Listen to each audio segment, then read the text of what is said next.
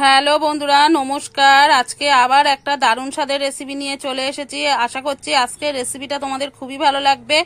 ভালো লাগলে অবশ্যই লাইক কমেন্ট শেয়ার করবে। আর যে সকল বন্ধুরা এখনো আমার চ্যানেলে নতুন, অবশ্যই চ্যানেলটাকে সাবস্ক্রাইব করে দিদিটাকে একটু সাপোর্ট করো। তাহলে চলো আজকের রেসিপিটা শুরু করা যাক। দেখো, এখানে কিন্তু আমি দুটো বড় বড় আলু নিয়ে নিয়েছি। একটা একটা না 500 করে ওজন হবে, বেশ কিন্তু বড় বড় আলু। দেখো, এই দুটো আলু আমি নিয়েছি। এই আলু দিয়েই কিন্তু বিয়ে বাড়ির স্টাইলের আজকে আলু ঝুরি ভাজা বানিয়ে দেখাবো। প্রথম থেকে শেষ অবধি আমার সঙ্গে থাকো, তাহলে বুঝতে পারবে কিভাবে আমি বানাবো। তাহলে চলো দেরি না করে রেসিপিটা শুরু করা যাক। এখানে কিন্তু আমি একটা পাত্রে কিন্তু অল্প করে জল নিয়ে নিয়েছি। আর এবারে কিন্তু আলুগুলো আমি গ্রেট করে নেব। এরকম কুড়ুনি তো আমাদের প্রত্যেকের ঘরে আছে। এই কুড়ুনির এই বড় ছাঁদাটা দিয়ে কিন্তু আমি এই বড় সাইডটা দিয়েই কিন্তু আমি কুড়ে নেব। এইভাবে কিন্তু এই সাইডে করতে হবে, এইভাবে নিচে মুখও টানতে হবে। ওপরে কিন্তু টানলে আলুটা কিন্তু ছোট ছোট কাটা হবে, তখন কিন্তু ভালো লাগবে না। দেখো, এরকম করে করছি বলে দেখো বড় বড় হচ্ছে। আর তুমি যখন ওই ওপর আর নিচে টানবে তখন কিন্তু আলুটা কিন্তু ঝুড়ো হয়ে যাবে, মানে ছোট ছোট হয়ে যাবে। এইভাবে বড় করতে গেলে কিন্তু এরকম শুধু নিচেই টানতে হবে। আর আমি কিন্তু আলুগুলো জলে দিয়ে দেব, নাহলে কিন্তু আলুর কষটা লেগে কালো হয়ে যাবে। এই দেখো, এইভাবে কিন্তু টানতে হবে।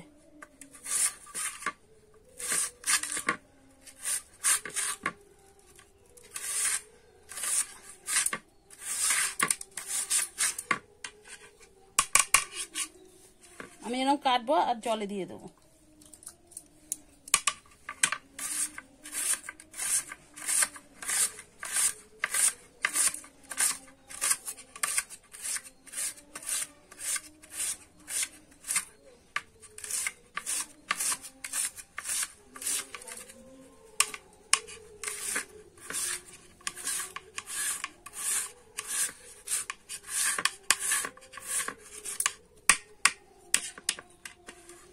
দেখো, এইভাবে কিন্তু আমি সব কেটে নেব। দেখো, আলুগুলো কিন্তু আমি সব দেখো এইভাবে কিন্তু একদম গ্রেট করে কেটে নিয়েছি। এবারে কিন্তু আলুগুলো ঝটপট কিন্তু জলে দিয়ে দেবো, নাহলে কিন্তু কালারটা নষ্ট হয়ে যাবে। এখানে আমি একটা ডেস্কিতে জল নিয়ে নিয়েছি, এখান থেকে আগে ধুয়ে ধুয়ে কিন্তু ডেস্কির মধ্যে দিয়ে দেবো। তোমরা এই জলটাতে কিন্তু ফ্রিজের ঠান্ডা জল দিয়েও ধুতে পারো, নাইলে কিন্তু কল থেকে টাটকা জল নিলেও কিন্তু হবে, কোনো অসুবিধা নেই তাতে।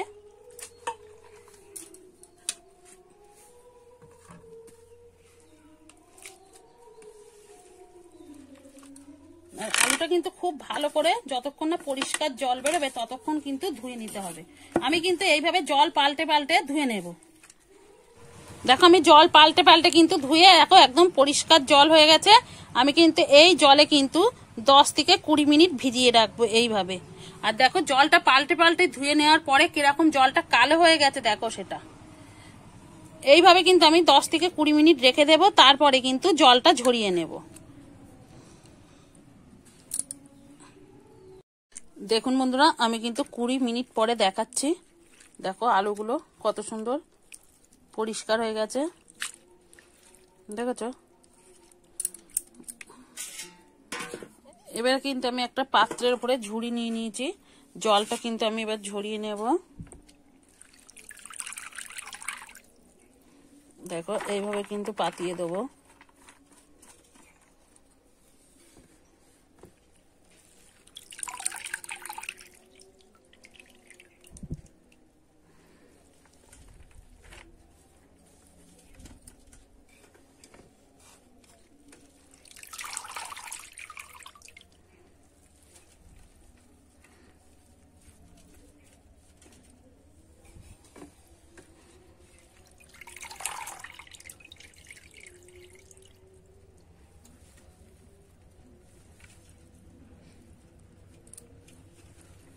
এইভাবে কিন্তু আমি সব আলুগুলো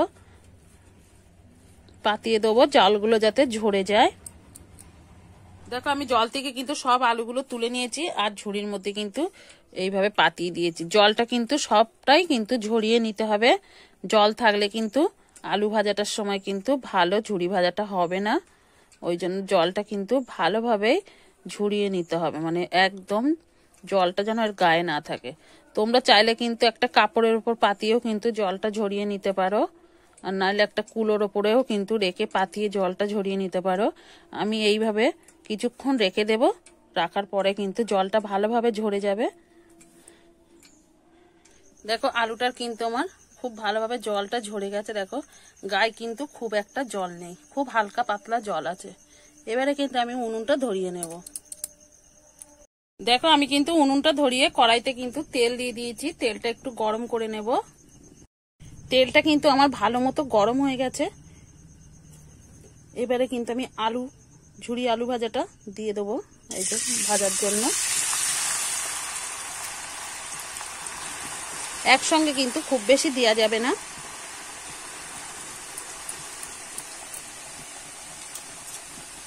এখনই কিন্তু আমি নাড়বো না।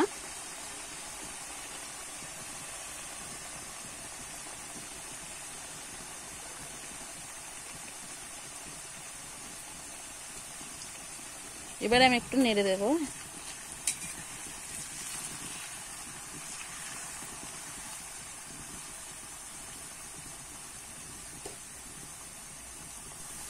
দেখো আলুটা কিন্তু আগে থেকে কিন্তু ওপরে উঠে গেছে, আর দেখো আস্তে আস্তে কিন্তু ভাজা হতে শুরু হয়েছে।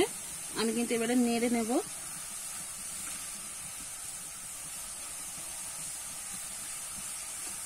আর এই ভাজার সময় কিন্তু আলুটা ভাজা করার সময় কিন্তু আগুনের জোরটা কিন্তু একটু জোরে দিতে হবে, নাইলে কিন্তু আলু ভাজাটা কিন্তু নরম হয়ে যাবে। আঁচটা কিন্তু খুবই জোরে রাখতে হবে।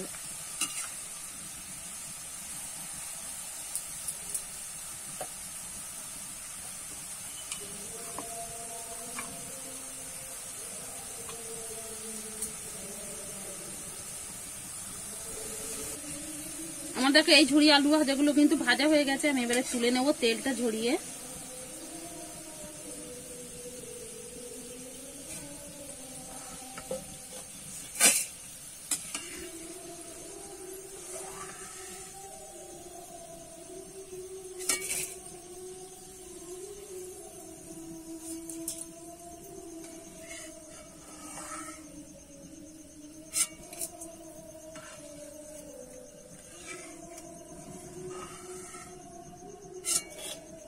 দেখো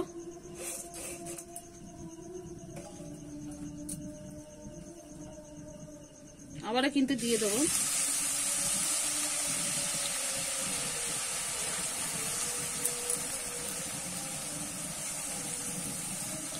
এইভাবে আমি হতে দেবো একটু, এখনই কিন্তু আমি নাড়বো না। দেখো কাছ থেকে তোমাদের দেখাচ্ছি, এখনো কিন্তু ভাজা হয়নি। ভাজা হলে কিন্তু এই যে বাবলস গুলো উঠছে এটা কিন্তু আর উঠবে না, তখন কিন্তু তেলটা পুরো ওরকম বুজবুজি কাটাটা কম হয়ে যাবে। আমি এই সময় কিন্তু একটু হালকা হাতে নেড়ে দেব।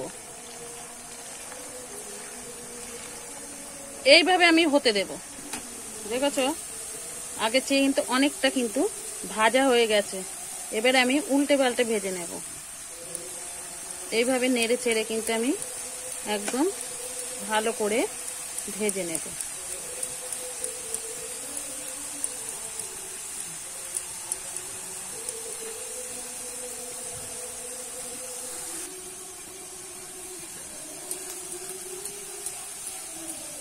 আর উনুনের জোরটা কিন্তু এরমই জোরে রাখতে হবে। তোমরা তো দেখে বুঝতে পারছো আগুনটা কেমন জোর আছে। জোর না হলে কিন্তু ঝুরি ভাজাটা ভালোই হবে না। আগুনের জোরটা কিন্তু খুবই দরকার।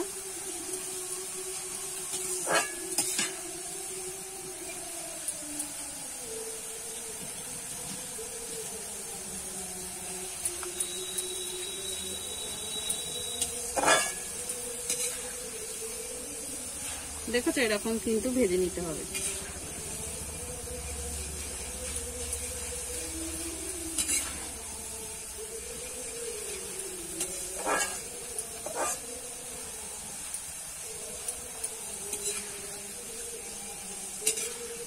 দেখো একটা একটা কিন্তু ছাড়া ছাড়া হয়ে গেছে, আর কিন্তু দেখো বুঝবুঝে কাটছে না। আমি কিন্তু এবারে তুলে নেব।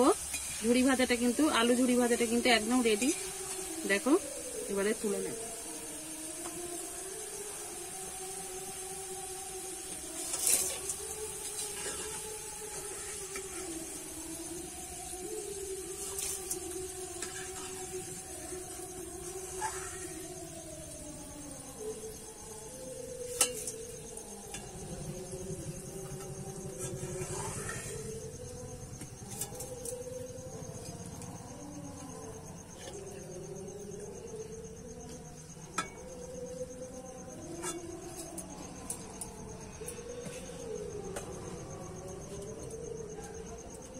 আবারও কিন্তু দিয়ে দিচ্ছি।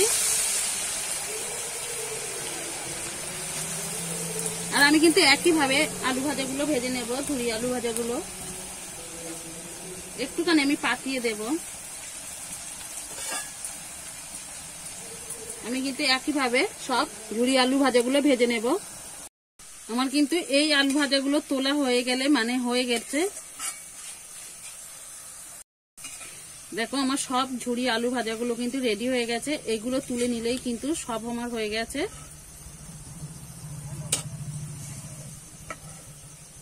আমি কিন্তু এগুলো তুলে নিচ্ছি।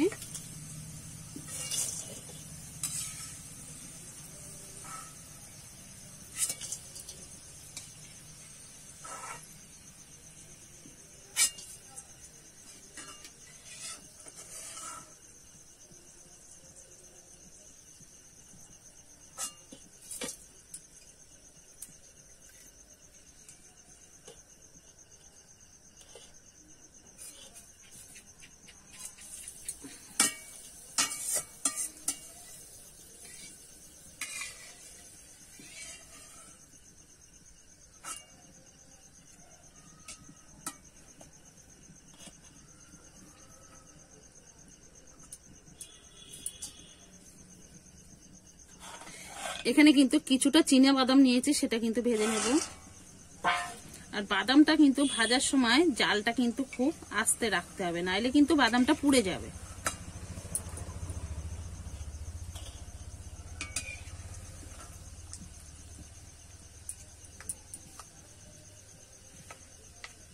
এখানে দেখো 4-5টা কিন্তু আমি শুকনো লঙ্কা দিয়ে দেবো।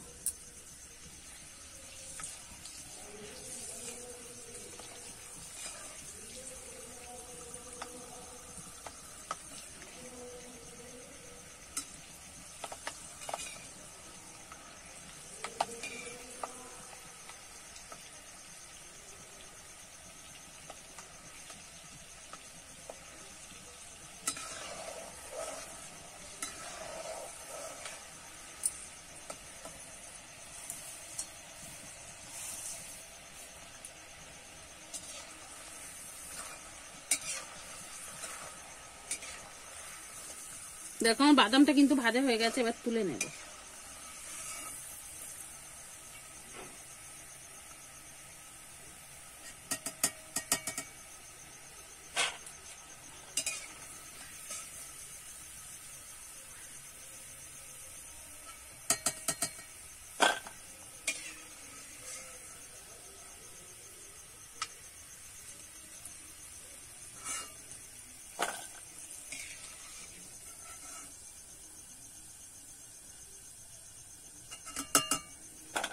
দেখো বাদাম আর শুকনো লঙ্কা ভাজাটা কিন্তু আমি তুলে নিয়েছি। এবারে দিয়ে দেবো কটা কারি পাতা।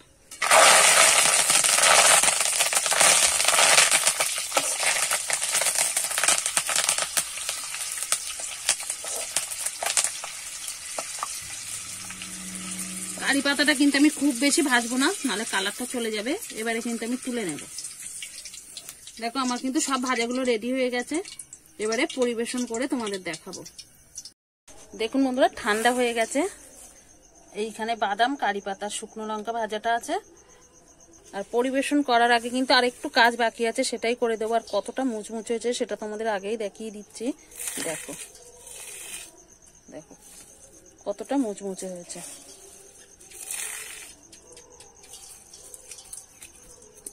একদম ঠান্ডা হয়ে গেছে।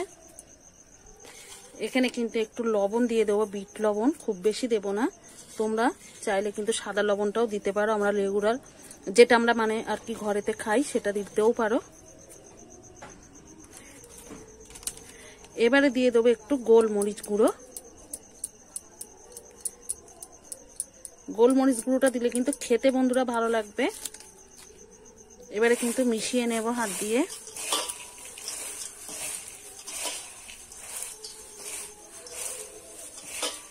আমি কিন্তু ভালো করে গোলমরিচ গুঁড়ো আর লবণটা মাখিয়ে নিয়েছি। দেখো এখানে একটা কিন্তু আমি প্লেট নিয়ে নিয়েছি। এবারে কিন্তু আমি সব এক এক করে নিয়ে নেব।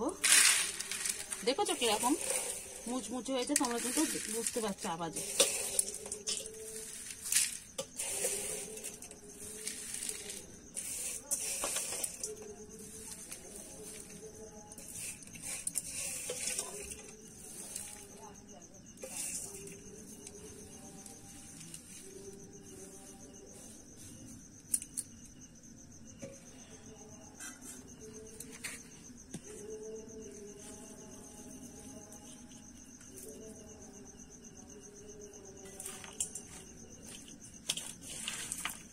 এবারে কিন্তু আমি বাদাম ভাজাটা দিয়ে দেবো। শুকনো লঙ্কা ভাজাটা কিন্তু তোমরা নাও দিতে পারো, কিন্তু দিলে দেখতেও ভালো লাগার জন্য আমি দিয়েছি। আবার চাইলে একটু খেতেও পারবে এটা কামড়ে, তার জন্য দিয়েছি। দেখতে কতটা বন্ধুরা সুন্দর লাগছে সেটাই দেখো।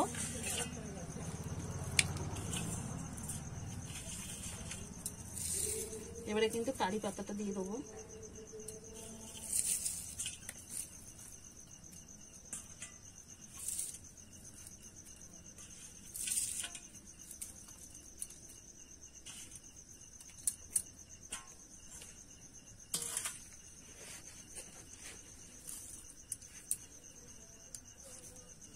দেখতে দেখো কতটা সুন্দর হয়েছে বন্ধুরা, একদম বিয়ে বাড়ির মতো। কিন্তু আমি ঝুড়ি আলু ভাজাটা ভেজে তোমাদের দেখালাম আজকে, কমেন্ট করে অবশ্যই জানাবে। দেখুন বন্ধুরা, আমি কিন্তু সবকিছু মিশিয়ে একটা প্লেটে নিয়ে নিয়েছি, পরিবেশন করার জন্য একদম রেডি। আর কতটা মুচমুচে হয়েছে সেটাই তোমাদের দেখাচ্ছি। দেখো একদম কিন্তু গুঁড়ো হয়ে যাচ্ছে, একদম কিন্তু বিয়ে বাড়ির স্টাইলের আলু ঝুড়ি ভাজাটা আমি বানিয়ে দেখিয়েছি। দেখতে কতটা অসাধারণ হয়েছে সেটাই তোমরা দেখো। একবার হলো এই ঝুড়ি আলু ভাজাটা বাড়িতে বানিয়ে খেয়ে দেখো, খেতে কিন্তু ডালের পাশে অসাধারণ লাগে। আর এখন তো বাজারে নতুন আলু প্রচুর পরিমাণে পাওয়া যাচ্ছে, আর দামটাও কিন্তু অনেকটাই কম। এখন কিন্তু একবার এইভাবে ঝুড়ি ভাজাটা বানিয়ে কিন্তু বেশ কিছুদিন রেখে কিন্তু খাওয়া যায়। একবার হলো বাড়িতে বানিয়ে খেয়ে দেখো। তাহলে কিন্তু আজকের মতো রেসিপিটা এখানেই শেষ করছি। আবার নতুন কোনো রেসিপির সঙ্গে দেখা হবে। ততক্ষণে ভালো থেকো, সুস্থ থেকো, সাবধানে থেকো। অবশ্যই কিন্তু বাড়িতে বানিয়ে খেয়েও